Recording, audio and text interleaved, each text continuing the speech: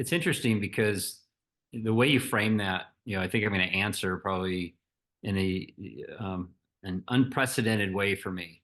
I Okay. love that I went insane hmm for so many reasons. Welcome to Spiritual Rockstar Podcast, where world changing spiritual entrepreneurs come to deeply awaken the power within to bring forth their greatest purpose, while enjoying being in tune with all life and real wealth in all aspects of their lives. I'm your host, Daniel John Hanneman.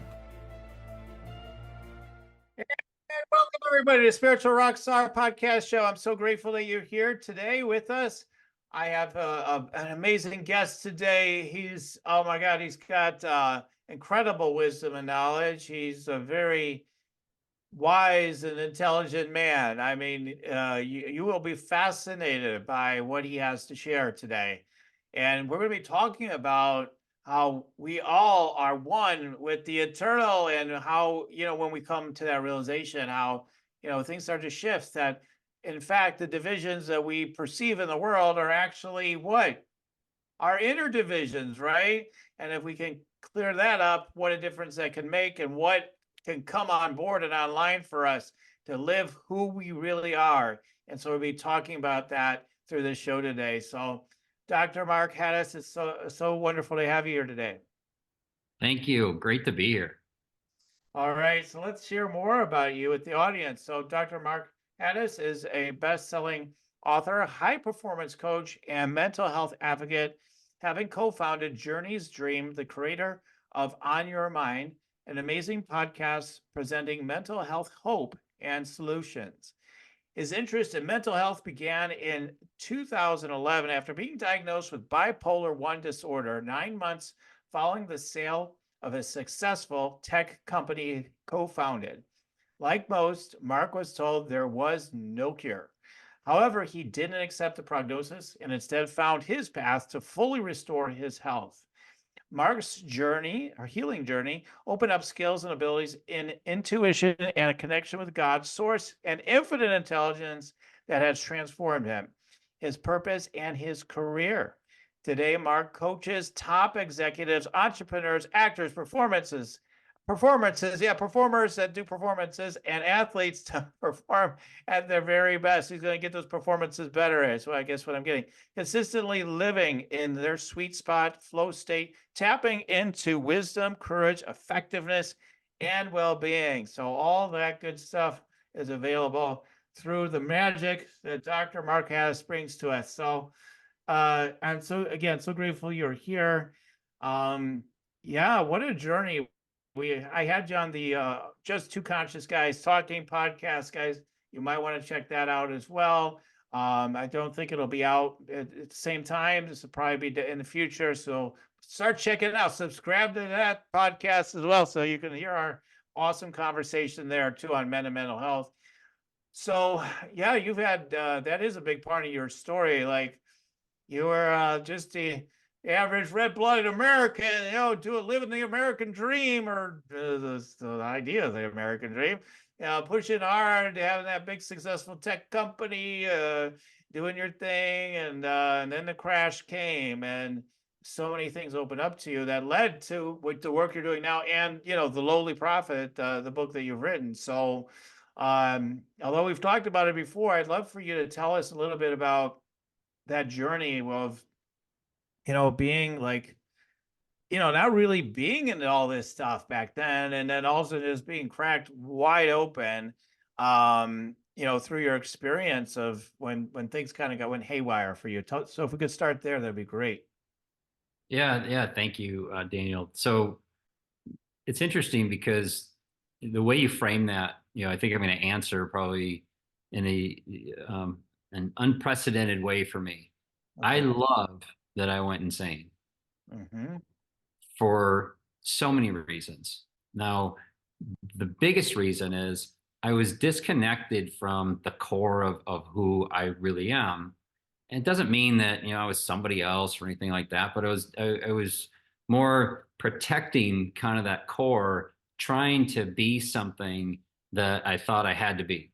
And in my case, it was, well, if I could only have enough money, then I'll be financially, well off.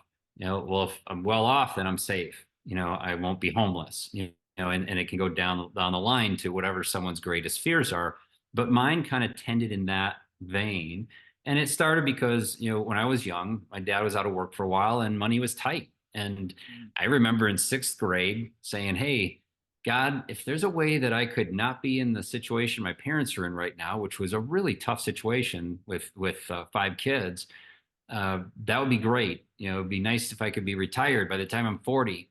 And at 38, I sold the company. Mhm. So that was a big aha that came later where I look back, it's like, well, how did I get here in this place? It's because I wanted it.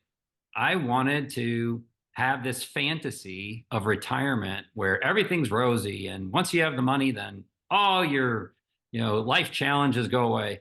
And it was empty. It's like, wait, retirement sucks. You're 38 years old. What does that mean?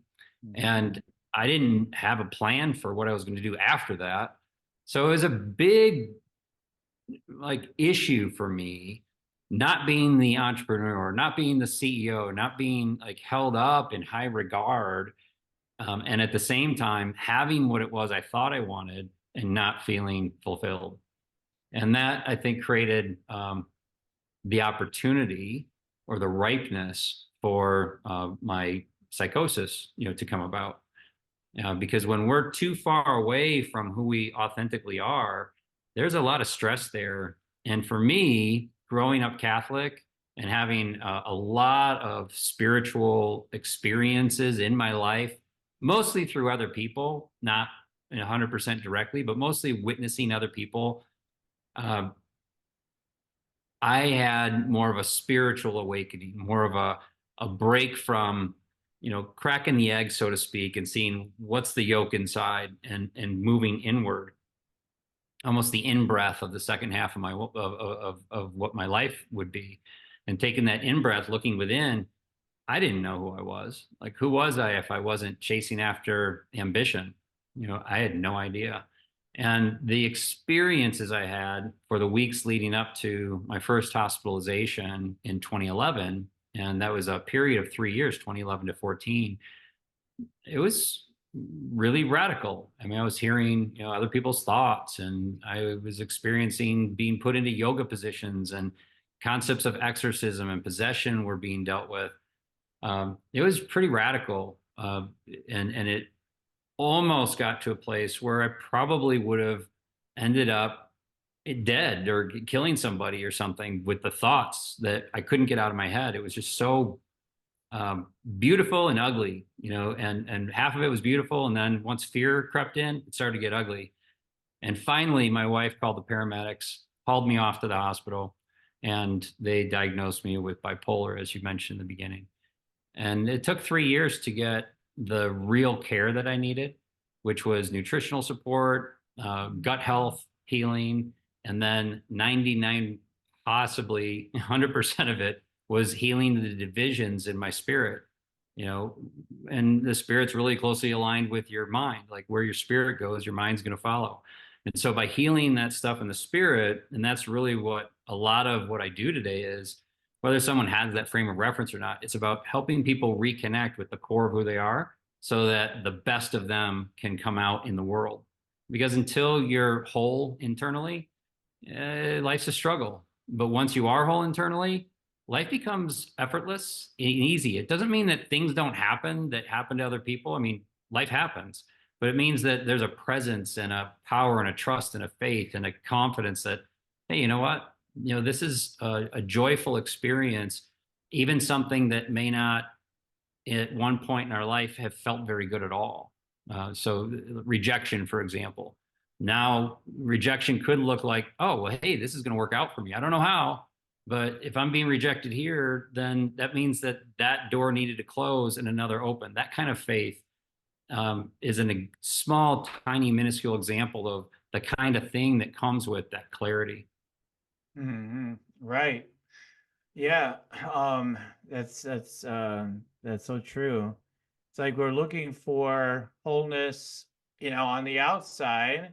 Once I get my dream soulmate in my life, once I get the money, once I have the 2.3 kids, as they say, whatever it is now, but like once I get the white picket fence, once I have that home, once I retire, once this, yeah, I always say like when people say let's save the world too, it's the same concept. Once we get there, we'll be fine.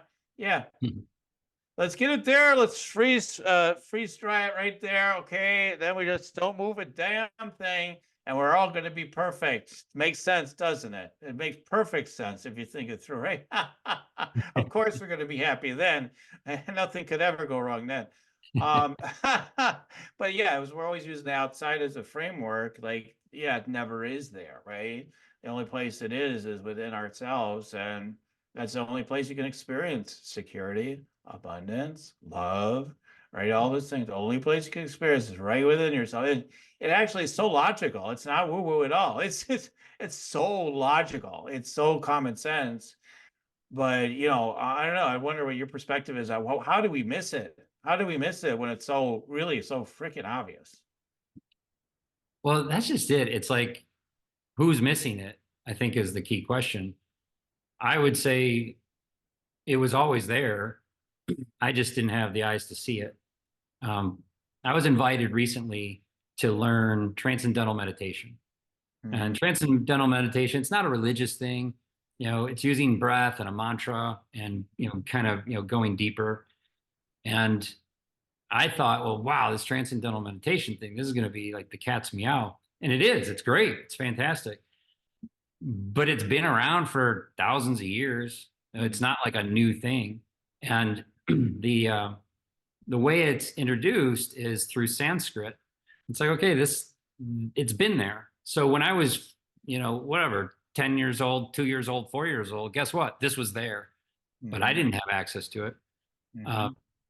for a while, by the way, I blamed other people. When I first came into the awakening to these concepts, like, hey, these are everywhere on the planet. They're all over the place. They aren't hidden. They're right in sight. But when I first got in touch with them, I'm like, that Catholic Church, they did me wrong. They should have taught me this. And then once I went a little bit further and got more centered and re-looked at what the Catholic Church was teaching, I'm like, oh, it's right there. They're saying it. It's It's just there. I didn't see it.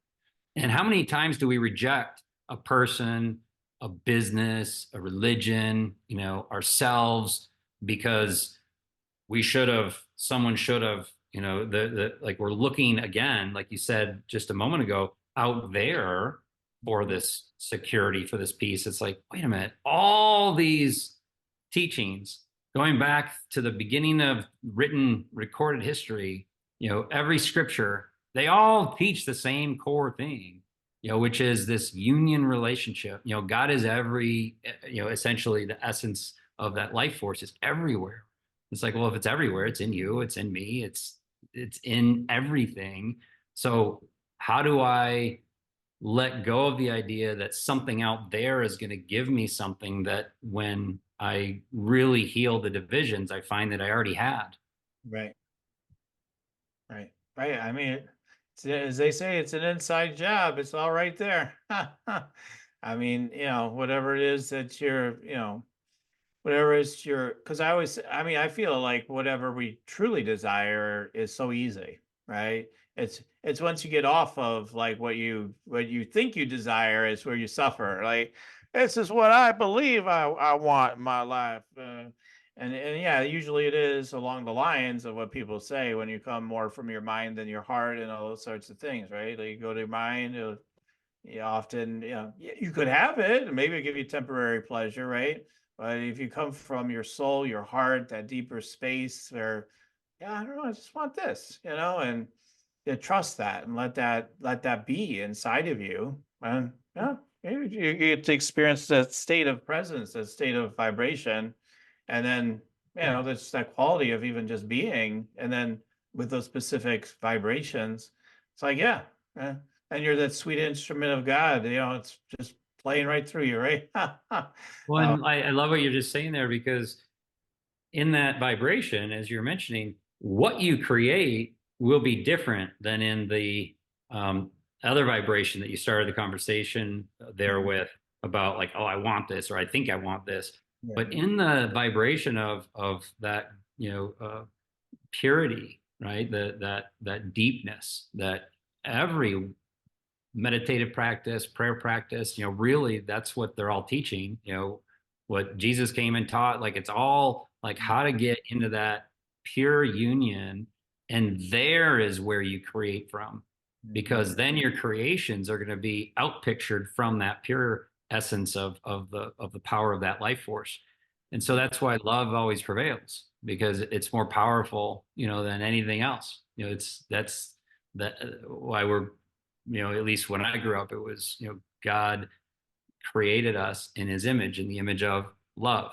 It's like, okay, get a clue, right? It's like, it's right there, but that's one area to look at it, but it's in all of these things. It's bringing us into that aligned state. And that's where our creative um, elements kind of come online. It's almost these hidden gifts like come out, and we can do way more than anything we could possibly dream up outside of that frequency. Oh, I want $1 million, or I want the perfect, relationship, or whatever that is. It's like our minds don't know what perfect is because it's projecting from the past. But if we get into that frequency of that purity of essence of life, of God, of love, there is where ultimate creation happens. That's where serendipity, we talked about that on the other podcast. That's where serendipities start to add up. So, suddenly it's like, wait, the universe seems to just line up to give exactly what's needed to produce something. It's actually how the lowly prophet came to be. It was a series of serendipities and the insights that came through that energy that brought that book to light. Yeah. So, I mean, we've got the Bible. I've been reading the Bible again now because I'm doing this work with Jesus, and that was one of the things. Okay, go ahead, start reading the Bible again, because I've never been a massive Bible study or a reader. I have obviously delved into it being a Christian growing up and whatnot, but I haven't. I'm not a scholar or anything. I would put it that way. So, so I've been reading the Bible again, and we have all these incredible stories that we've glorified, and then we glorify things, then we tear them down, and it's a cycle, right? It's like, okay, that what a bunch of white guys in power, and like, or what, I don't know, like whatever the latest criticism of everything, right? But if you look at those stories, they really, I think, are meant for these times, like, okay, who am I? Like Moses says, or things like that. Like, who am I to, do the things that you're asking me to do, burning bush, which I guess is God or whatever. Who am I? And we're all being asked to step it up, like realize who you are. You can be leading the way right now. That's what led me to doing this work that I'm doing with Jesus. Let's lead like Jesus. Let's manifest like you heard all these biblical stories. They're not like, oh, that all happened, like that is impossible now. It's like it's still here. And what I love about your book, haven't got a chance to read or delve into it yet, but what I know about it is, what I love about it is it's sort of almost like a biblical kind of story. Like, hey, any of us could be an anointed one if we allow ourselves to be anointed. If you want to be anointed, I guess, but to be an awakened wonder who can help other people. It doesn't even have to be in mass all the time either. One person could make all the difference. It could be whatever, a family member or your child or whatever. But yeah, we can may have a tremendous impact, and we have all kinds of abilities. And I know the book delves into it. Now it's a fictional story from what you told me, right? But It's a fictional story. Yeah. It's drawing on actual experiences that happened. But I fictionalize it because it was the way that it came. Oh, that's interesting. So there are actual experiences that you had. Is that what you're saying? Yeah, yeah. So there's a lot of the interactions in the book they delve around like subject areas, and there's a lot of mysticism.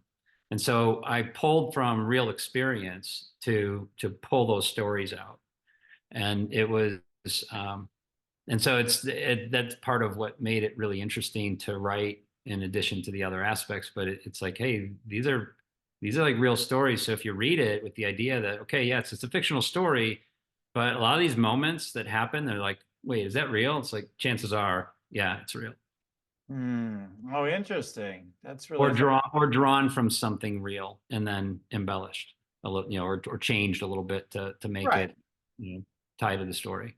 Yeah, yeah, you got to get it. You have to have somebody who want to buy the movie script eventually, right? So, I don't know about that, but hey, hey, you that'd never be know. great. Sometimes I get a hit on something. You never know. Yeah, maybe you're onto something there. I like this. You like that idea, right? Um, so yeah, I mean, so what the premise of the story, I know involves sort of an ordinary man having encounters with Jesus or working with Jesus. So tell us a little bit about it. Yeah, it's so the main character, his name is Jack, and Jack is doing a couple things. One, he's had his own challenge that he had in life, and he's got these unique gifts that are kind of on the cusp of coming out, and that's the gift of prophecy. Mm. And one day Jesus shows up and begins to teach him, and it takes place in a modern, framework. But so Jesus comes and starts teaching him, and as Jesus is teaching him, they go on these kind of entertaining adventures. And another storyline is that there's a character who's significantly struggling with a mental health crisis. And so Jack and this other character meet early on in a psych ward, and it kind of takes off from there.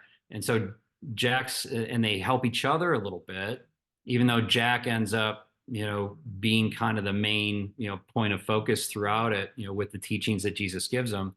And there's interactions with Jack's family and with, a school situation and someone from his past, and there's even time warp kinds of things where Jesus takes him to a place that, is pretty trippy and quite entertaining, but informative, because in all of the storyline is baked the core of the essence of what the teaching is, which is we can all live our best lives if we just remove the divisions and heal the distortions and denial that we've had and come back to center in the core of our being. And in that center, as in Jesus's teachings in the Bible, that's why he gave us the Beatitudes. It's like if you look at the Beatitudes, they're all teachings. It's a practice. And if you practice it, then you will end up eventually at practice number 10 is the way I count it. Some count it as 8, which is, hey, do these things because, and be joyful. Every prophet who's ever come before you has done this. Every saint who's ever come before you has done this. Anyone who's ever had a spiritual union with God has done those practices in the true essence of how they are, not necessarily through the biblical Christian framework. It could have been through a different scripture, because essentially they're all, this is innate. If we had all the Bibles blown up on the planet, God forbid, then we wouldn't lose this because it's in us. So it would eventually come out again in the various stories, etc. And so that story of Jack going through this process of learning, and we get to learn with him and hang out with Jesus and do this cool stuff. And there's this really neat relationship he has with this character who's insane. But we see that change, in parts throughout the book as well. It's fun. Do you want to meditate and make money? Let it be simple. Let it be easy. Let it be fun. Go to yoursacredpurpose.com and get your free Meditate Make Money meditation today. Nice. So, so Jesus comes to him. Okay, I don't want to give the book away, but No, well, what's even more interesting possibly is how the book came about. It's like, this is a really cool I wasn't planning to write this book. I was actually writing a different book when this actually, came to the surface. But ask whatever you'd like, whichever direction you want to go. Yeah, yeah. So, I mean, isn't that what happens? I mean, our spiritual awakening, and that can be accompanied by earthly teachers or guides or whatever, whatever, angels, archangels, all kinds of things. You might have a near-death experience, but when you're ready, so to speak, when the moment's ripe, so to speak, it's like God just plucks you. It's like, okay, looks like you're ready. Boom.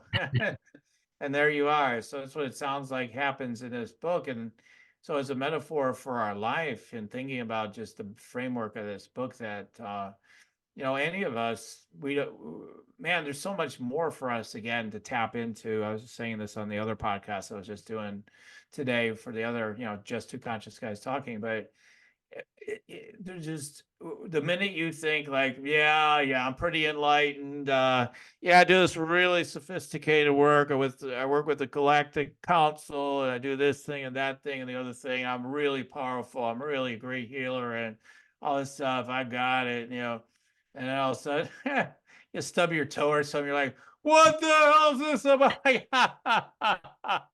Really enlightened, eh? Or, all of a sudden you have a whole nother breakthrough, like another shell of your energy breaks through, and you're like, what the heck? I had no idea all this existed. I thought I knew everything already, right? Like, yeah. So it's like, It's like everything and nothing. exactly. Like, I mean, in essence, some part of you knows everything, whatever you want to call that, but you're not aware of so much. There's endless things we're not aware of. I don't care who you are. There's endless things you're not really aware of. It doesn't matter how much mastery and how expanded you are. You still are, you're, you're not even barely scratching the surface at all. I mean, you don't even know. I mean, that's a Yeah. good, because there's always more for you to become aware of and to deepen your awareness of all things. And that's when cool things like Jesus or maybe other teachers can come to you. Because I know, yeah, this is a big subject. I'll just stop there. But yeah, I mean, I know for myself, like, when I first started with metaphysics, just drive this point home is I thought this is it. You just get focused, you manifest what you want, and that's basically the essence of life. Well, what kind of hell, what kind of life you want? We can bring infinite power to dial that sucker up. We got it. And, that's the kind of life it's all about. And that's I somehow I was convinced that was basically the essence of life, because you're living in union with God now because you get who you are. That's all there is to it. I had no clue. I had no clue how much deeper it really went at that time. I just thought we're just here to, demonstrate that we're for real, we're infinite beings and everything. So we can really get lost even once we crack through in the first place. Right. It's that I had a really great teacher early on tell me to let go, to whatever it is you think you've learned. Mhm. As soon as you've had the experience of it, like, okay, accept it, thank you, and then release it. Because just like you said, everyone who's gone on kind of a spiritual awakening process, to discover more of themselves has had that where it's like, oh, this is it. And then they realize, oh, it's not. And his message was essentially, there is no end. There's just a consistent and constant, presence. And in the presence, without attachment, you expand. But as soon as someone attaches, like, oh, well, this is the thing, like, this is the modality, this is now all of a sudden you've constrained something and limited your experience of God in a more expansive way. And the other part of that is that everyone has a different lens through which they're looking, right? So your experience of your conversations with Jesus are very different than, someone else. I was with someone this morning who has a really unique relationship with Jesus, and it's almost like a stand-up comedy show. Like, Jesus is very funny to him. Yeah. He shows up funny. And it's like, wow, And I was on my way back from meeting with him and had the thought, right? Like, oh, what do I do with that? Because I so enjoyed listening to him tell the stories. And it's like, let it go because that's his experience.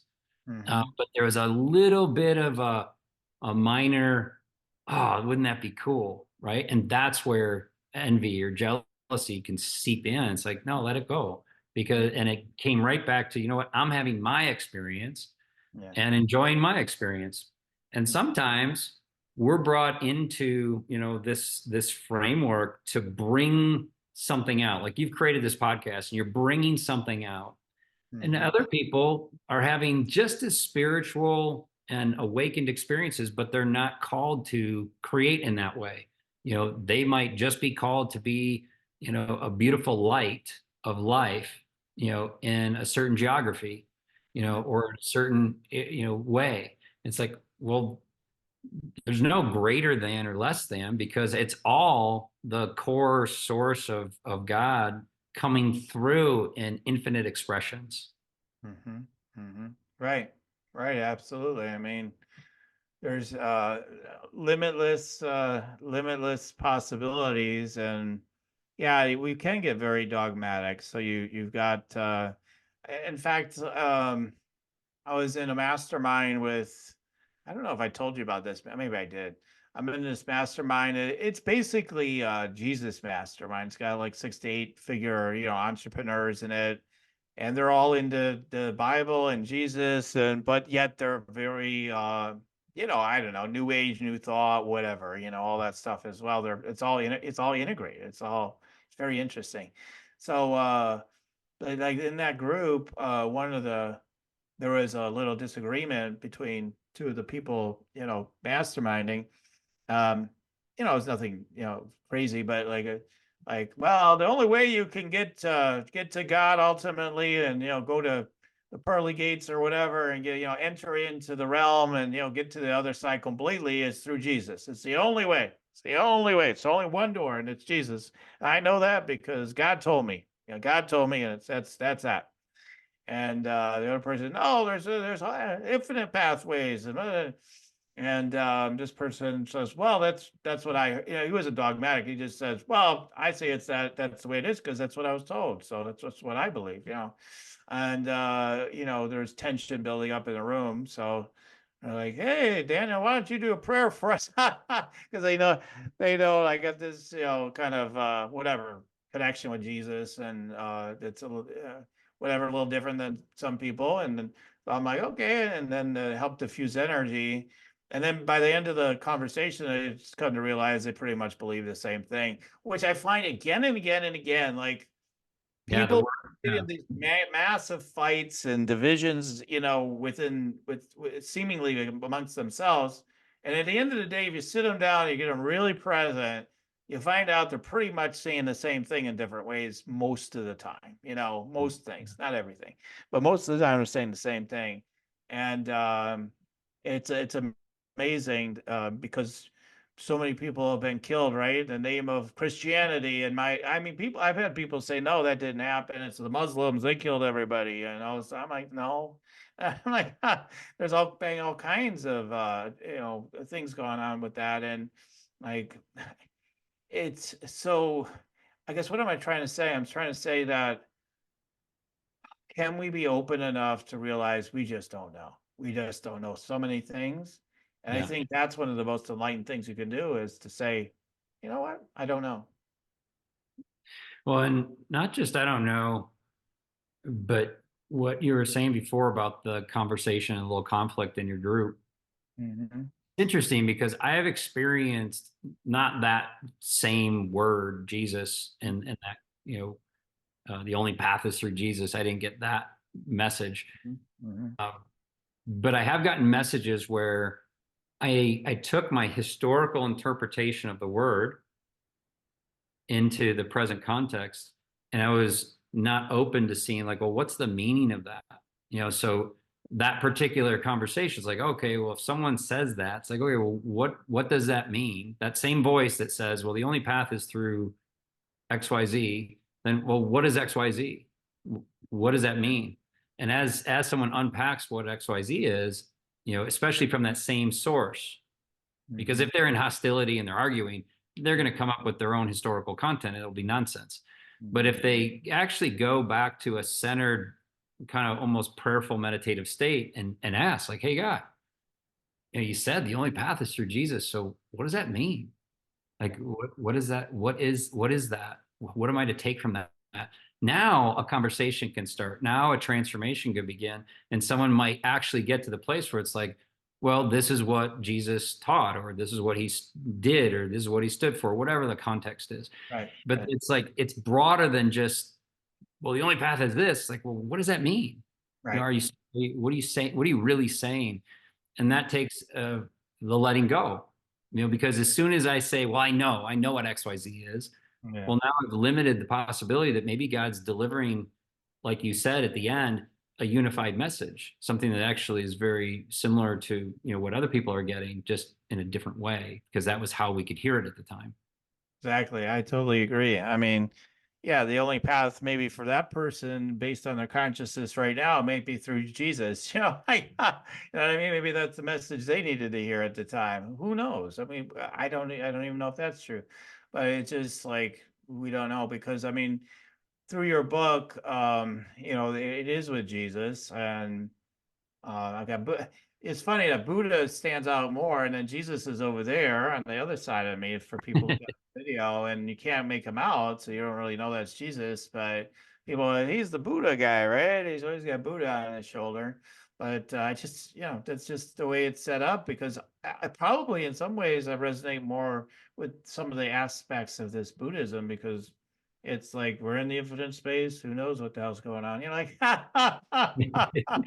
that's kind of like where I kind of go, ultimately that into infinite space, and we just don't know. And I've been a person who's definitely done some studying and read books and stuff, but often not so much. I've been more of a mindset of I want to know things through direct experience. I want to know Yeah. it's direct experience, not through all these teachings and concepts all the time, although I do partake to a degree for sure. So, but yeah, I mean, and that's what I'm hearing from you is that's, I think, what's in the book. And that's because I know, because from your own person, I know, because it represents your personal story to some degrees. So it's like, that's what I hear from you. It's through your personal experience that you've really gained maybe the most, awareness, insight, however you want to put it. But Yeah, and and I think the only way to know this opportunity to really reconnect with who we truly are is experience. That's it. Like, you can read words all day long, but unless you do the work to open up to the experience, um, it's words. It's like I could read about baseball, and never pick up a baseball bat or a baseball, and I could pretty confidently say I wouldn't know what baseball is. right. I could have my imagination could come up with, oh, well, it must feel like this to actually have a bat in my hands and swing and miss a ball or hit a ball or throw somebody out or whatever it might be. It's like, but until you do it, like there's nothing like the experience.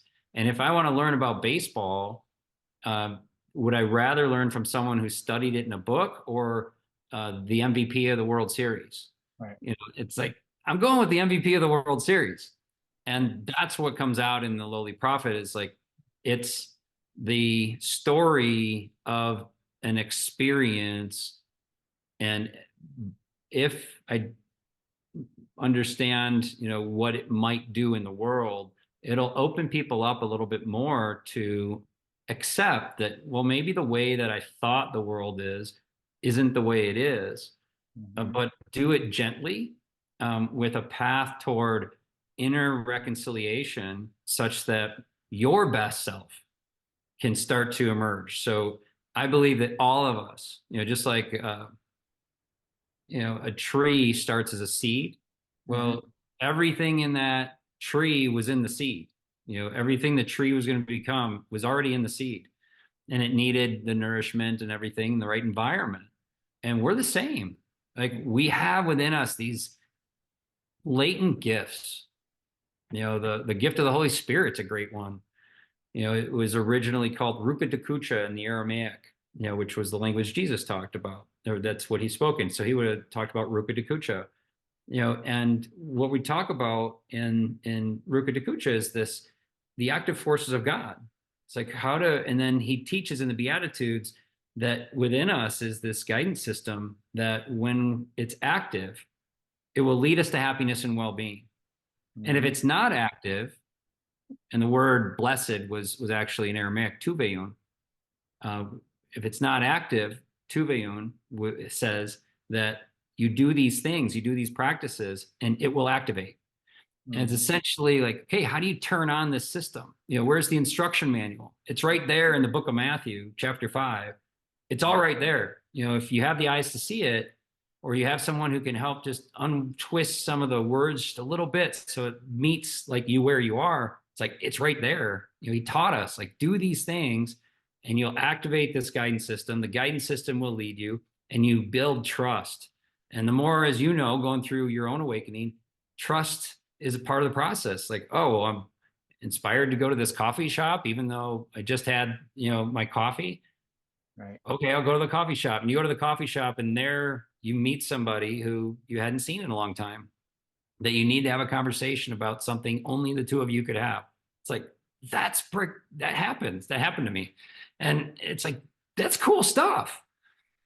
And these small moments in life, they're there for the taking. And those teachings have been around, since the beginning of the Bible and well before that.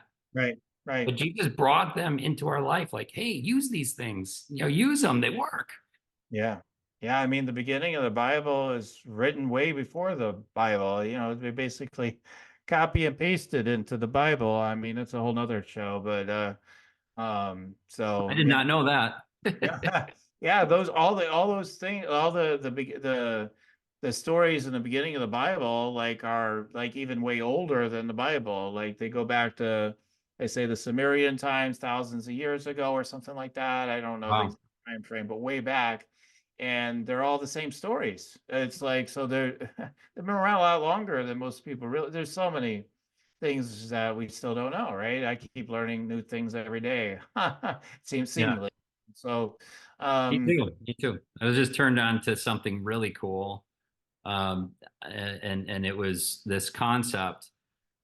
If you read the Bible thinking that there are these stories about other people, including this like really cool guy, Jesus, who does these miracles, like, you're missing the whole point.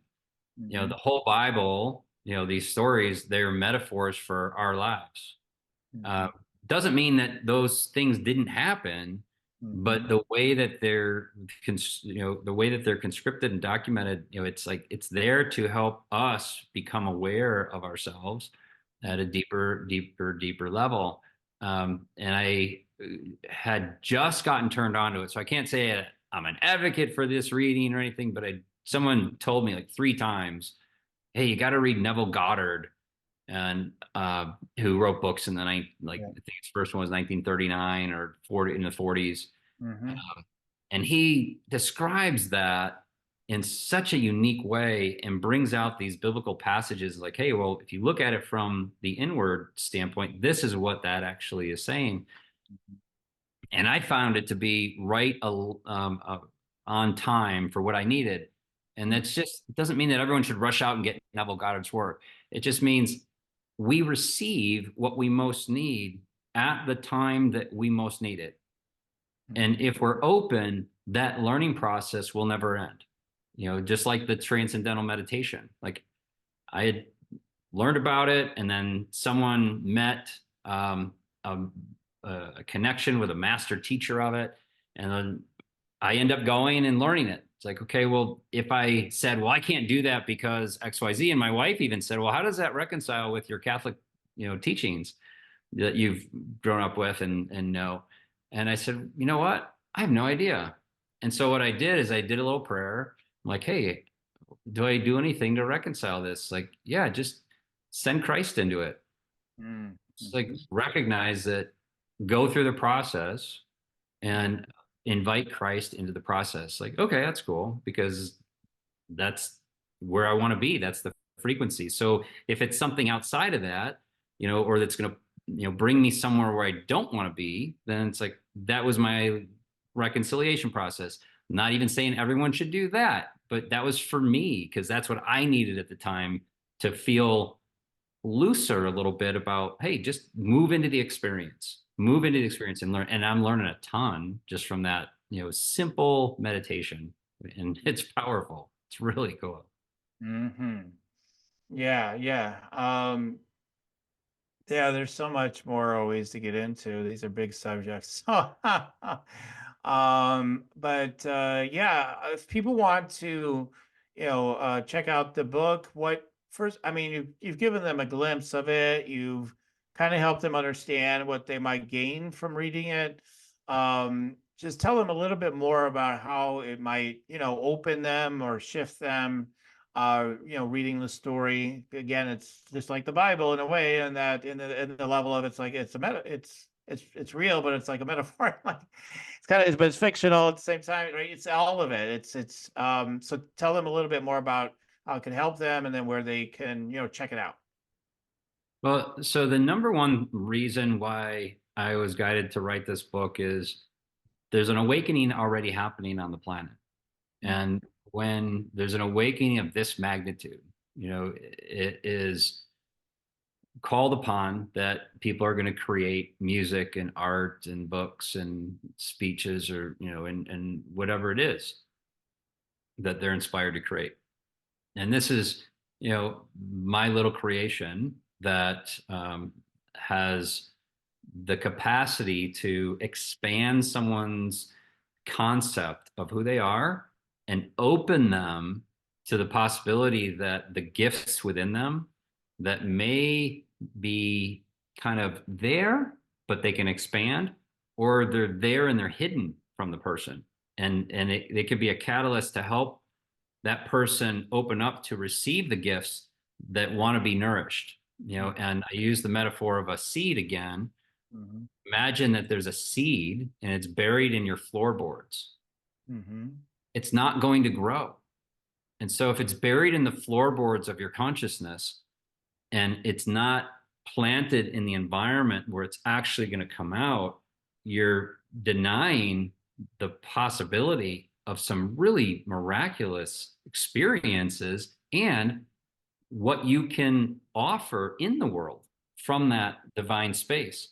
And so what I'm going to suggest is that this book for some people is going to help bring awareness to the hidden seeds and provide inspiration of where to plant them so that they can flourish and your own gifts can come online. And to go and find more about this, go to Substack. It's markhattas.substack.com. And that is where I put The Lowly Prophet. And you can read, there's this awesome origin story about how did this even come about, which I didn't share here, but you can read about. It's the first blog post. And then a really cool serendipitous 3-week period before writing, which I also write about. And you can see some of the early covers and, just follow the journey because it's not out yet, at least not as we talk here at this particular point. Maybe it will, not sure when this will be published, but in 2024, it'll be out there. But start out, go to markhattas.substack.com and sign up. It's free to sign up. There is a paid version that you could, but most of the stuff, everything I've published so far has been free. And you can read about it, you can share it, you can subscribe and all that right there. Oh, cool. Cool. That's wonderful. That's wonderful. And how else can people contact you? Can they contact you? I'm not a Substack guy yet, so can they contact you right through there, or what's the best way to contact you if somebody actually wants to reach out to you? Yeah, I would say go to markhattas.com and there's a contact form there. Let's see, that's probably the best way, to reach out or ask you, Daniel, and you can give them my cell phone number. They can just text me, if you've got somebody that wants to connect. Cool. Cool. Let's do it. All right.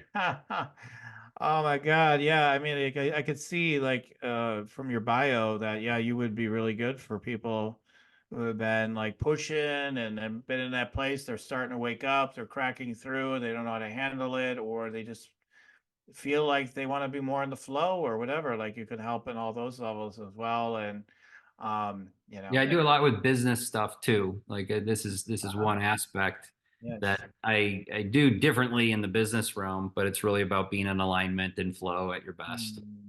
Yeah, yeah.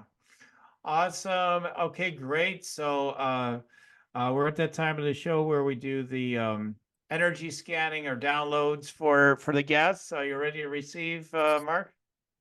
Yes, thank you. Okay. All right, let's see what comes through today. All right, and this is for you guys too. Remember, we're all interconnected. Often these messages land for other people listening.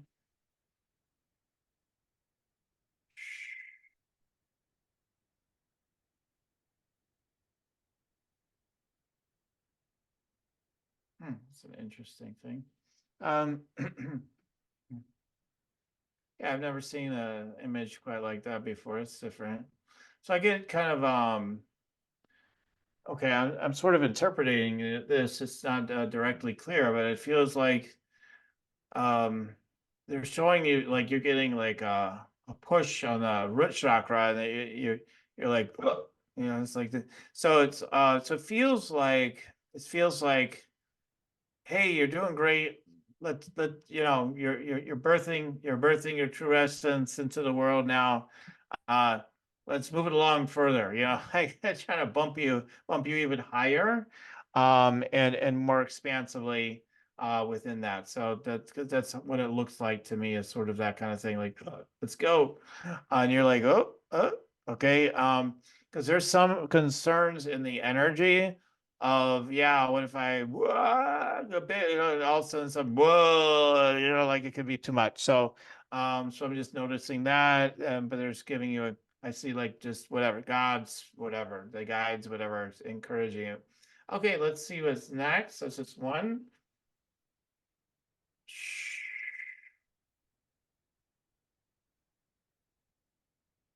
Um, yeah, they're just showing me as this seer of all things is what I'm getting. So you can see so many things. So you can, it's a third eye sort of seeing. But yeah, just being aware, omni-aware of so many things at one time. I'm aware, you know, what's happening in this person in India. Then I'm also aware simultaneously that Dan's typing on his computer right now, or whatever, you know, like just it's that sort of thing. And but it's also that you you know, you have ability to break things down too. Like you could see all the people think things are complicated, but you see it really in a simple presence kind of way. And you're like, actually, it's really simple. It's like this, it's like that, it's like this. Oh wow, I never thought of it like that before. So it's like, so you're really good at breaking it down. So it's really simple where people's minds are chaotic. Let's see, maybe there's one more to share today. Yeah, and really help them digest and really get more present, and let everything flow easier, of course. Let's see what else. Um, huh. Then maybe someone's getting stirred as I even share some of these words. I get you sort of on that like motorcycle, like a motorcycle, almost like rum rum. You're like, all right, I'm ready. But it's got some sense of it's definitely with some groundedness, some steel, maybe a little bit of fire, but just like resolute, maybe is the word I'm looking for today. I don't know. Just like, yeah, let's do it. Let's go. Um, but like, I don't know, how should it start off? Should I pop a wheelie? Should I, you know, so sometimes I think your mind jumps in there and kind of thinks it through a bit. And then you're like, oh yeah, it doesn't work that way. Like, and you pull back is what I say. Like, okay, I gotta just follow this flow. Um, okay, so there's a few things that are coming through. Mark. So I You. yeah. What any quick reflections on what kind of was like? Oh yeah, that makes sense, or you know, something that kind of really connected. I think it all was right on. Yeah, it all resonates. Like, yeah, I feel kind of the push from the root. It's like um, I'm wrestling a little bit with like how do I bring this out while maintaining what I had been doing. And that has to be resolved in me to say, hey, you know what, maybe I will do what I'm doing, or maybe I will change a little bit and let go of the analysis and just move into the action. Mhm. And the second part, and the third, they all resonated, very much. I like that you said that maybe the new awareness is coming through already as I get on the motorcycle. It's like, okay, vroom, vroom. All right, where do we go? Let's go. And readiness. And so, and the, the second one of kind of moving to the next, kind of the next level. Was that it? The second one? It might be confusing with the first, but they all resonate Had as to you're. ground and really think about it, because I just channel it through, so I don't immediately. I'll go back and rewatch it. So yeah, whatever I said, yeah. So sometimes this is a quick funny thing to share. So sometimes Deb, my wife, will ask a question about something she wants me to tune into, and I'll be like, yeah, whatever I said the last time. Like, because usually they're repeated questions, right? I'm asking it like, yeah, whatever I said the last time. And she's like, I don't remember. All right, I'll tune in again for you then. All right. Anyway, I don't know why that reminds me of that. But guys, if you want to check me out, go to yoursacredpurpose.com. Take advantage of that free meditate, make money meditation. It will help you strengthen your connection with source and abundance, and open up your energy and chakras each day. And yeah, just start helping you to be in abundance energy and get downloads for the day of what does want to happen. What is the next vroom vroom thing that wants to happen? The ideas start coming through. So check that out. And then if you want to get a consultation from me, you can get a Rock Your Sacred Purpose energy scan consultation, where I can tune into your energy, your frequency, and your business, and help to break down like maybe what wants to happen, what's next, and explore the opportunity for me to support you further as well. But I'm always about giving everything I can, right up front. So it's definitely that sort of thing. So check all that out at yoursacredpurpose.com. All right, Dr. Mark Hattas. So any last words for our audience before we wrap up? The biggest lesson that I learned along the way was to say yes. And so wherever you are in your journey, wherever you find yourself, if you feel like you're at the top of the mountain or just starting the climb, say yes, because there's a lot that can come from saying yes, from that pure space. So number one, do your prayer, meditation, get into that pure space, and then say yes, because it's always going to be loving. It's always going to be like supportive, even if it might be, like I mentioned earlier, like, hey, some random thought, like, hey, go to the coffee shop right now. It's like, say yes, just play, and that's often how it happens in the beginning. When someone's really starting, it's like, it's very playful. It's very in line with what you can receive.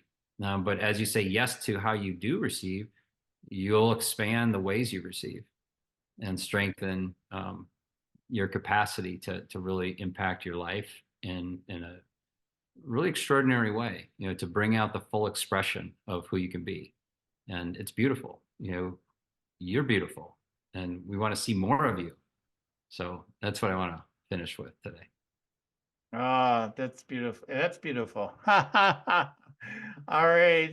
Thank you so much. It's been an honor to have you on. Dr. Mark Hattas, thank you so much. Appreciate you so much. Thank you for all you shared today. It's been wonderful. Thanks, Daniel. And thanks to all our listeners. As I always say, keep on tuning in. We'll keep on rocking it here at Spiritual Rockstar Podcast. Till the next time. You're listening to Spiritual Rockstar Podcast. Stay tuned for our next upcoming new episodes each Saturday. Please be sure to subscribe, rate, and review to help us to serve you best. As a reminder, you can get your free Meditate and Make Money meditation at www.yoursacredpurpose.com to rock your sacred purpose. Goodbye for now, everybody.